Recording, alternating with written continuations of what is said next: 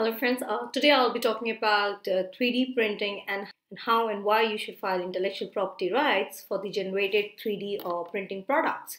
One very important aspect of intellectual property right is industrial design. When we talk about industrial design, it is basically the aesthetic look of and feel of a particular product. Say for example, you come up with an innovative product of applying oil on your hair. That kind of device can be filed as a design application. Design application particularly talks about the aesthetic look of any product. Say for example, this is a cover of a mobile telephone. So this particular design can be covered under design protection. In India, it's called as industrial design. And the best part of industrial design in India is the whole process is completed within 9 months and you get a certificate. This is the only intellectual property right in India which is time bound. So it's very important for any company whosoever is generating some kind of design should file for design protection. And once you file for design protection, what do you get? What is the takeaway of filing industrial design? It is that if anybody copies or any third party is copying industrial design, you will get remedy under the Design Act or the Design Law of India. So, what important aspects can be covered along with industrial design is the patentability or the application part of the innovative design. Now, it depends. In many cases, only a design registration is possible. In some cases, a patent application can also be filed for that particular design. So, let's talk about a very interesting factor of the vision 2030 is promising India. If we see the current scenario in India, a lot of conferences, a lot of partnership agreements are taking place between two major countries. One is India, another is Japan. And we talk about Japan, SoftBank is the first company which comes to our mind when we talk about the VC funding opportunity. And if we talk about the VC funding opportunity, two big deals can turn the table for the 2018. So what are those deals? I'll just touch base upon those deals.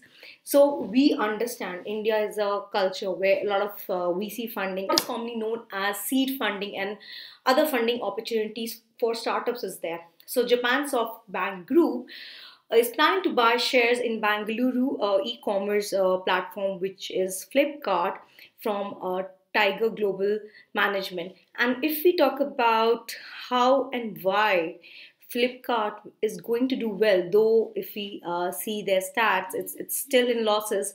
What is important to understand is all these e-commerce platform where there's a lot of traffic and a lot of when there's traffic on the website which is generated is very important. Now how that data can be utilized to actually start other verticals in business. The other deal which would be of prime importance is a work in progress deal, which is a consortium of investors led by SoftBank, and they plan to buy or purchase a share of Uber, which is based in San Francisco.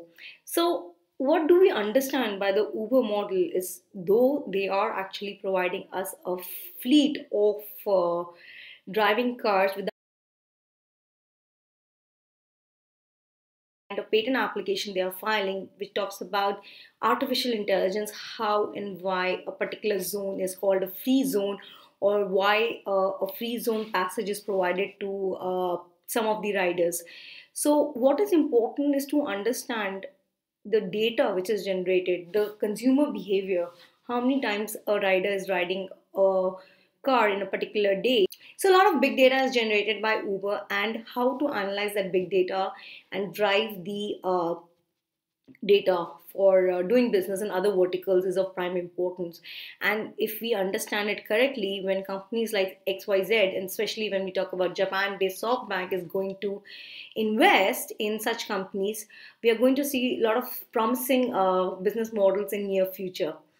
So, what are we currently seeing? We are seeing a powerhouse of strategic alliances which is happening in India, and especially 20% of Indian enterprises are using artificial intelligence to drive the business to achieve their goals. So, if we talk about artificial intelligence, the particular sectors which are being touched base and the implementation of artificial intelligence in India is in the telecom sector. We have financial sectors, media and technology, and insurance sectors. So, how are we embracing intellectual property, and how artificially intelligent algorithms is driving business in the new era of communication? When we talk about Internet of Things and other technologies, there would be a time in near future, what I foresee in a year's time or so, whenever you're watching a serial and you like the tire of the person or any other particular object which you see on the screen, you can purchase it right away. So that is the kind of technology for which patents are being filed, and it's going to be awesome to see the kind of technologies which is going to change the way